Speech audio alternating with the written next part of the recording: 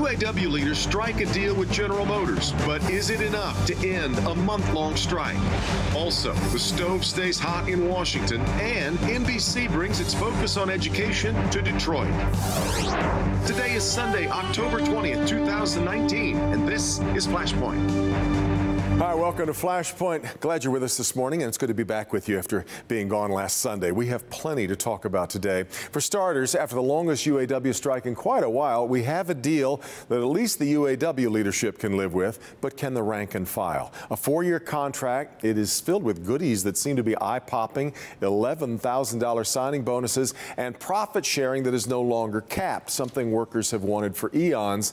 But the plant assurances that many workers wanted to see are absent, and the Lordstown, Ohio contingent was bitterly urging a no vote in no time at all. What's going to happen? We'll talk about that coming up this morning. Also, another wild week in Washington in which the headlines were barely able to be typed in real time before they needed to be scrapped and started over again. The president finally found the place where a lot of Republicans would part company with him. It turns out it's a small swath of northern Syria. The president was keeping his promise to bring more American troops home, but it came at the expense of an implied promise to the Kurds who've been helping us hold ISIS at bay.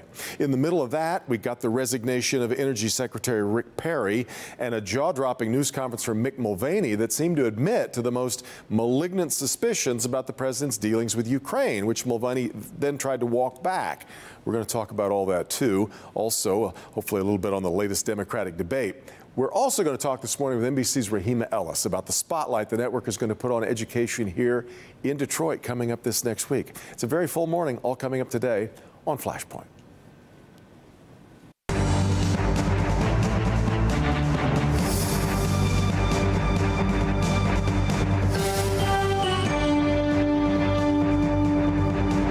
So much to talk about this morning, and a great group for our conversation. Let's welcome to the table this morning Bankley Thompson, editor-in-chief of the Pulse Institute. Jill Alper back with us again from Alper Strategies. Dennis Darnoy joins us again from Densar Consulting, and editorial cartoonist Henry Payne. And of course, Henry is also the auto writer for the Detroit News, which gives me a good place to start with your thoughts. Hi, Henry. Thanks for being here this morning. Nice to be here. Let me start with your thoughts on, we've got an agreement that it was interesting as the UAW started to sort of roll out what it was that was being sent to the membership. They sounded pretty happy with it. It almost seemed like, well, obviously they're happy with it. Otherwise, they probably wouldn't roll it out. But then it met almost immediate resistance over the plant issue, even though, as I said, there seemed to be a lot of goodies in there. What do you think? Yeah, I think both sides got what they wanted. The UAW got a show of strength. This is a difficult time in the industry. A lot of movement going on, a lot of investment going on. But the GM did get the closure of 3 plants. It's very important for them to have their plant capacity at right levels. The UAW did get pay increases across the board. My concern is, in this country right now, 50% of the production in this country is coming out of non-union foreign plants, transplants. And I don't know that this makes GM and the big 3 more competitive against those transplants. These are big costs that this company You're worried that is GM ingesting. is giving away too much. Exactly. Interesting. Bankley, your thoughts? Well, I think what's been underreported, Devin, throughout the entire fracas between GM and UAW is that the UAW has $750 million in a strike fund, and they were subjecting those strikers to $250 a week. And when there was outrage, $275 a week, to me that's peanuts. It's an unlivable wage, and you've had a lot of folks who have faced the threat of being evicted from their homes, looking to food pantries. In fact, there's an African-American woman, Jennifer McDowell, who died on the picket line, had a heart attack. So I wrote in my Detroit News column that the UAW need to tap into that $750 million strike fund and make those workers whole. I mean, if you care care about those workers, you ought to be able to make them whole. And that's what I think they should do, while at the same time negotiate what the future is for them. Well, there you go. We start with a little criticism then for both sides, I guess, in the way that this heads out. They want to have the vote finished and wrapped up by this Friday. We'll see if that happens. Dennis, this also, though, leads us into one of the president's promises that he made, that he was going to find a way to keep Lordstown open. That was just one slice of an unreal week again for the president. Yeah, you don't even know where to begin because it's drinking from a fire hose, as I say. Yes. So much of that strike took place in an environment where the news kind of drowned it all out. And as your opening showed, this past week was just really, crazy and insane. So yeah, trying to hold a lot of those promises that he made on the campaign trail is going to be very difficult. Well, it'll be interesting to see here, Jill, if he can make the argument now to places in the industrial Midwest, like saying, look, I'm the one that is still fighting for you. You can see now that the deck is stacked against you in places like Lordstown. I'm still your champion. Or does it work out that the Democrats can say, look, he can't do anything about this any more than anybody else can? Yeah, well, how much of this upcoming election is even going to be about issues, and who will be helming each side? If the president's there, he may want to talk more about the economy because it is in better shape. But as we all know, people are working harder for less, and that was, I think, at the heart of this strike. On some level, these workers. It had been many years since they stepped up and helped save the industry. The industry is now profitable. And so Democrats, I think, are well positioned on either side. On the one hand, people cannot trust us abroad. Our foreign policy is broken. There seems to be this sort of wild, wild west atmosphere in Washington where things are lawless, and the White House doesn't seem to operate according to what our founding fathers would have wanted. And then there are bills being passed in the Democratic House that are sitting at McConnell's feet that are not getting acted upon, and the American people are suffering. It's interesting, Henry. I hear from a number of Trump supporters who seem to enjoy watching the chaos because they believe that that's what Donald Trump promised us, that he was going to shake up the status quo. We were not going to do things the way that they have been done for so long, and that's foreign policy. It's many, many fronts, and they seem to be enjoying it as almost a kind of a realization of the promise that he made that this was not going to be business as usual. Well, that's certainly the case. I mean, he's a fascinating politician. I mean, I really lament. I think a lot of the chaos is being caused by the Washington establishment, by the media that's constantly trying to feed the impeachment fire. I mean, that's politics that I think people are really sick of. But on the issues, you raise Syria, you raise the manufacturing base here in the Midwest. This is a very different guy. He's a very different Republican. I mean, he's a protectionist Republican who sounds Some much would more suggest not very Republican in that right. sense. Exactly. And as a result, that's why he's done so well in the Midwest, because he's picked up the working class. He's picked up UAW folks with his promises, very Dingell-like. John Dingell always promised reductions in foreign imports as a way to save foreign manufacturing. So that resonates with Democrats here. At the same time, that policy does not resonate with Republicans. The serious stuff does not resonate with Republicans. That's a page right out of Barack Obama's book in 2008, Get Out of the Middle East. So I think that's what makes him a fascinating politician. And unfortunately, there's just so much political hate that people don't discuss the issues that you guys are talking disagree. about. I mean, it looks like Henry is coming from a different planet. What we're witnessing is almost like Michigan. What we're witnessing is almost like the moral collapse of our civilization. What is normal, what is abnormal is becoming normal. Reprobate politics and blaming the media. I mean, we have to be thankful that one of the towering institutions in this era is the media that is trying to put the information out there. And, honestly, Devin, decades from now, we will look to this era as a dark age. That people who could have stood up and spoke to power have refused, and we're just treating this as if it's just normal. This is not normal. I have said many times that I'm not sure how a journalist is supposed to exist, Dennis, if we're going to arrive at a post-truth world. But the president, for instance, in his remarks the other night in Ohio, in Dallas, said a lot of things that just weren't true and demonstrably not true. Sure. And yet it doesn't matter to a lot of his supporters. And so I'm really trying to figure out how we move our way forward if we can't agree on facts and on what is and what isn't. For sure. And I think both Henry and Bankley are actually right. This past Friday, the Wall Street Journal put out an editorial on Republicans and what do they look like now. And, you're very correct in saying that Trump appeals to some of the conservative Republican views on, looking at taxes and those issues, but he appeals to blue collar workers on issues of immigration and trade. He's a classic populist. Yeah, but to Bankley's point and to your point, a lot of this stuff is far outside the norm.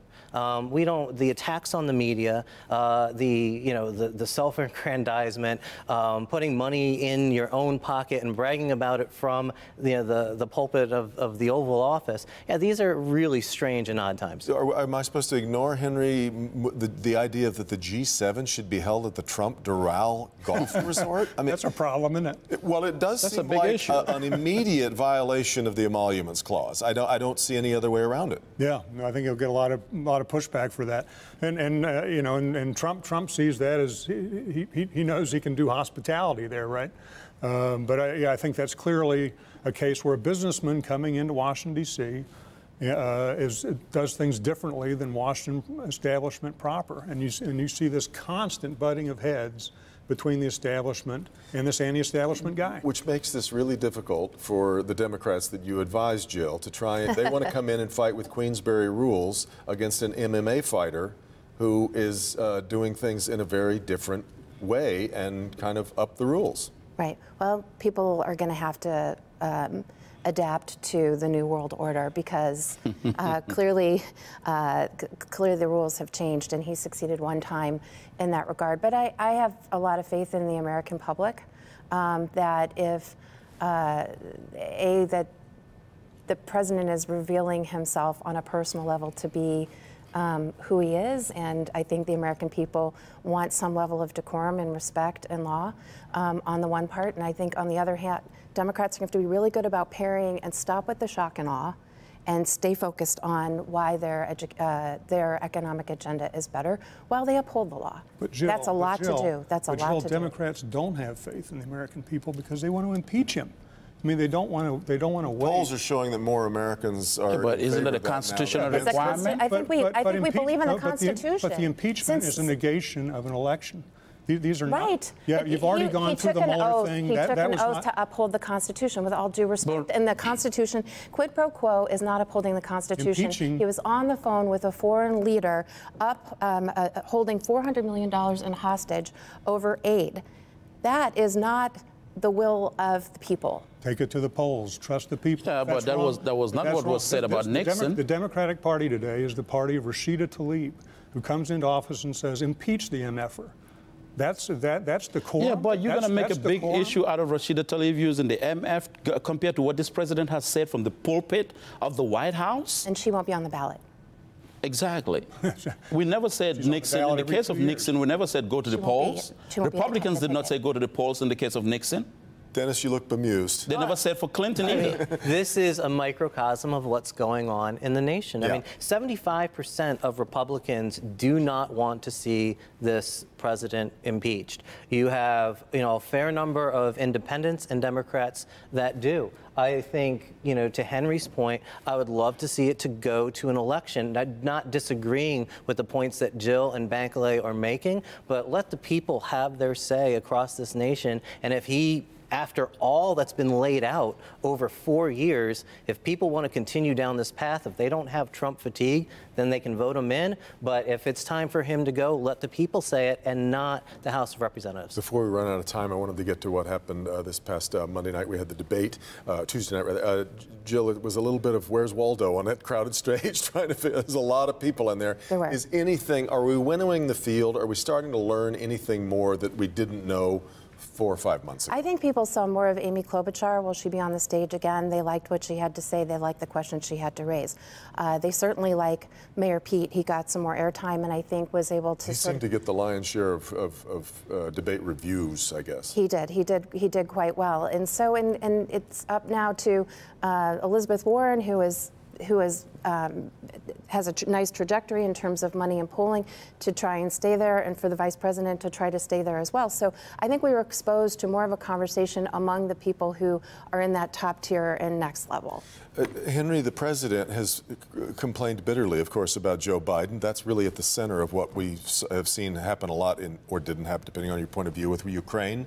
Has it worked? Because Joe Biden is struggling a little bit in a way that he was 12 points up on everybody not that long ago and no longer is. Yeah, and I think Biden already had a generational issue. I mean, Jill talks about Buttigieg. You've got some new generation Democrats coming. I think I think there's a real hunger in the Democratic Party for something new, and so I think at the end of the day, what is most damaging about Ukraine is how swampy that Hunter-Biden deal looks. I think that's going to sink Biden.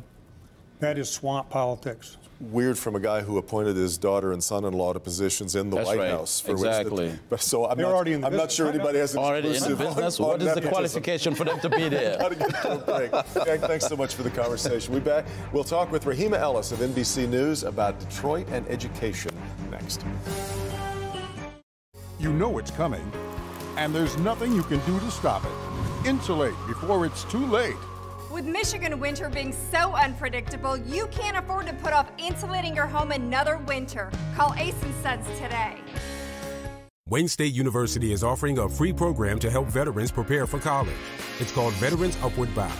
Contact us today to get enrolled in a free 8-week college and career preparation course with a focus on computer skills, math, science, writing, grammar, Spanish, public speaking, or study skills. This is a great resource for veterans who are coming off a long break from the classroom. Call 313-577-9710. Find us on Facebook or visit us at educatingvets.com. DTE Energy wants to help you build Michigan's future. Whether your business is large, small, or in between, a DTE expert can partner with you to suggest new technologies and incentives to help you save money. Money you can use to create jobs and invest in the future. Because when your business thrives, Michigan does too. DTE Energy. Education. It's a hot button that impacts everyone's future. Now, NBC News and Local 4 are teaming up for a special live event in Detroit to support students and teachers in our community. An in-depth look at the issues that matter. With a special performance from the Detroit Youth Choir, NBC News Learn presents Education Now Detroit, live from the Henry Ford, October 24th. On Local 4, click on Detroit and NBCNews.com/Learn Detroit.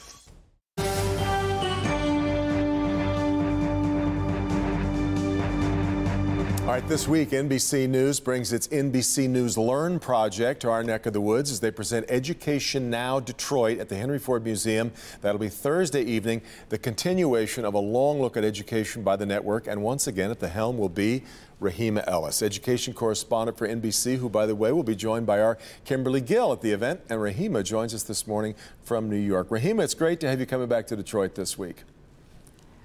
I am excited about the fact that we get to come back to Detroit. It's a wonderful city and so many great things going on there, and education is part of it. Well, and you, of course, are now spending, you've seen education from so many angles, from so many parts of the country, and I'm wondering if you're starting to arrive at conclusions that can be drawn across the American map. I mean, do we have so much in common with what's going on in schools in San Francisco or Baton Rouge, or are all the problems, are you finding to be very, very localized and specific? Well, there are local issues, there's no question about that, but there are some things that we can talk about that we see across the board in terms of what's going on in our cities, particularly in areas where you have large minority populations and low-income populations. And one of the things that's happening is you have a lot of low-performing schools. You have a lot of children who are in stress. There's a lot of violence in some of their neighborhoods, and a consequence of that, that's transmitted into the school environment. And it leaves these children, sometimes it seems like they're almost war victims, and they're suffering from PTSD. In fact, it's one of the things we're going to talk about, that the trauma that students are experiencing. It's not just in Detroit. We were up in Chicago just recently. I've been down to Houston, from Boston to California, and down, as I say, into Houston. And some of these things that we're hearing about, the challenges that students are facing at school, it's not just the ABCs, it's the social, emotional, and mental aspect of what's happening in their communities that's then brought into the schools and makes learning an even bigger struggle. It's very sobering and sad to hear. I'm wondering, though, then, does that leave us on kind of two different tracks? Are we trying to fix things in urban school districts that are maybe more related to those kinds of safety issues, and then rural school districts maybe have a different set of issues? Are we able to kind of come at these at the same time with the same solutions, or are we missing the mark that way? I think there have to be different solutions in different communities because really and truly there are some unique aspects of learning and environment and in culture that goes on in different places, from an urban environment, as you talk about, to a rural one. But there are some other things I keep saying that are the same. Funding is a big issue in many places. The teachers that we have, the quality of teachers, the kind of preparation the teachers have, the kind of support staff. We're finding whether you're in an urban environment or a rural environment, teachers are really struggling here. Yeah. We're losing teachers at an alarming rate at schools all across this country. People aren't going into education for a variety of different reasons. Sometimes it's pay, sometimes it's a challenging environment. Yeah. They don't have the kind of support staff that they need in order to teach. Teacher shortage is a massive problem we're going to have to figure out. I'm wondering, obviously it would be nice to think that we could create a big best practices systems and borrow things that work in one place and move them to another. Are you finding things that work, and is there a way to translate those? I think so, and I think that's one of the things we hope to do when we're in Detroit. We're not going to talk about all the things that are wrong. We're going to talk about some of the things that are good and that are working. Yeah. And what Detroit's going to give us an opportunity to do, Devin, is to bring these folks who are, and they're all separate silos, if you will, from administrators to policymakers to teachers to students to parents, community leaders. Sometimes they're often talking to just each other. We're going to have a chance for everybody to talk to each other. Hopefully they'll talk, and hopefully there'll be a lot of people listening, and there'll be a takeaway from them of the things that are actually working and moving students, teachers, schools, parents, et cetera, communities to the kind of outcome that everybody wants, and that is a better environment, better academic outcomes for kids. One of the things that you hear a lot of politicians argue with all the time is whether or not throwing money at education ends up meaning anything. It's kind of hard to get around the fact, though, that if you don't invest enough money, you probably shouldn't be too surprised at what you get out of the system, correct? I think that might be true. You know, Arne Duncan, who was the previous Secretary of Education from the Department of Education on the federal level, he always said budgets reflect values. And I think we could think about that from what's happening in our cities and our schools to even in our own homes and what we do personally. Where we put our money makes a big determination or determines what value we have on certain things. So money is not the only solution in so many communities, but it certainly will help, particularly in some places where they're talking about teacher strikes, for example. I've looked at a number of the teacher strikes that have occurred across the country over the last few months, and money is not the primary issue in terms of pay increases. They're looking for money for support services, librarians, nurses, social workers, mental health counselors. They don't come for free, and so there is some money that's needed in order to provide those services for kids. Yeah, we also, though, watch, teachers have to struggle with like GoFundMe campaigns just to raise enough money for their own classrooms. The other thing, though, that I want to talk about, and I know this is, lastly, I wanted to make sure we get to this part of school safety. Yes, we have to talk about violence among students, and especially in tough neighborhoods, but we also have this thing that you and I did not have to deal with when we went to school, things like active shooter drills, and we have to worry about these mass, large-scale safety issues, and I really wonder what a lot of that is doing to sort of the general feeling of collegiality that goes on in the day-to-day in our education environments. Well, it really is something where you have students go into schools that are scanner schools where they're tracked in terms of what they bring into school. They have to be scanned before they go in. It's like going into an airport, but it's not an airport. It's a school. And imagine what that does to your mind every day. Yeah. For some kids, it could give them a real sense of security because what's happening outside might be so dangerous. This is one place where they know they can come and hope that they're going to be safe because people are checking to make certain there are no weapons, there's nothing going to be brought into the school. But it is a huge issue, and I don't know when the country is going to get to a place where we don't have to put our children through these safety drills, not safety vests for fire, but safety jet for firearms and different kinds of weapons that are being brought into the Rahima, we will see you on Thursday night here in Detroit. Thanks so much. We're really looking forward to it. We'll see you then. And we'll be back in just a minute.